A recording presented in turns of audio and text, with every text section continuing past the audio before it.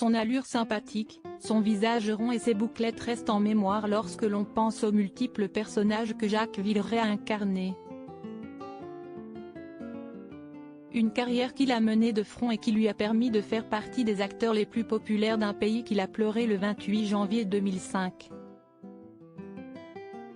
Soit quelques jours avant son anniversaire, car il aurait dû fêter ses 54 ans le 6 février suivant si une hémorragie interne en rapport avec une maladie hépatique ne l'avait pas emporté.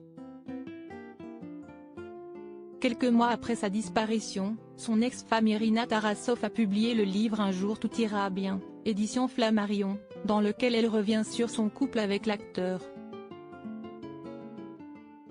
Un ouvrage qui a provoqué un tollé dans la famille de Jacques Villeray et sa sœur Ghislaine a souhaité remettre les pendules à l'heure.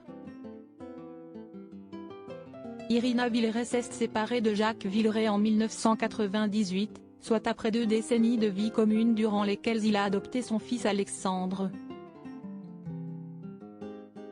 Après sa mort, elle a souhaité raconter sa vie avec cet artiste emblématique et l'a décrit comme un homme rongé par son passé, son père biologique ne l'a jamais reconnu, et par l'alcool.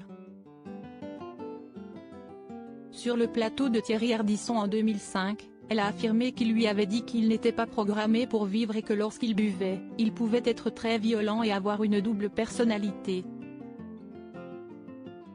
Quelques semaines plus tard, la sœur du disparu a donné sa version des faits dans la même émission.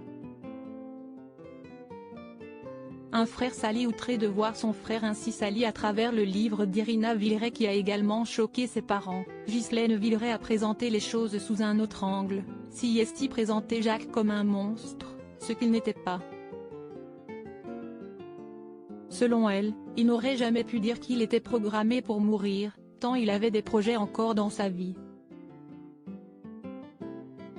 Quant au fait de ne pas avoir été élevé par son père biologique, cela ne l'a pas empêché de tisser une belle relation avec son beau-père qu'il adorait selon sa sœur et elle a démenti le fait qu'il ait eu une enfance malheureuse, comme le raconte le livre d'Irina Villeray.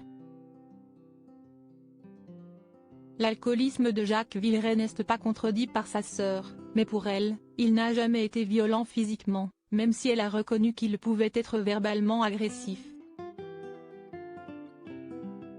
Elle s'est insurgée du fait qu'il aurait pu battre sa femme. Pourquoi un tel tableau dans cet ouvrage? Pour faire vendre peut-être, estimait Ghislaine Villeray qui a souligné qu'il a divorcé d'Irina quand il a réalisé les problèmes d'argent et les dettes fiscales qu'elle aurait contribué à aggraver. La soupe à l'héritage du héros du dîner de cons a été source de conflits, sa famille ayant été poussée à y renoncer en raison de dettes qu'il n'aurait pas épongées avant sa mort. Après des batailles juridiques, notamment contre un certain Alain Bouffroura qui se disait alors demi-frère de Jacques Villeray, et vendait les prétendues toiles de l'acteur à d'autres, comme Nicolas Sarkozy, elle a pu reprendre la main sur la succession de son défunt frère. Sa dernière compagne, Séni, qu'il a rencontrée en 2002, n'a pas été mentionnée pour le testament. Elle n'était pas dans le cœur de la famille de l'acteur, cette dernière ayant refusé sa présence lors de l'enterrement.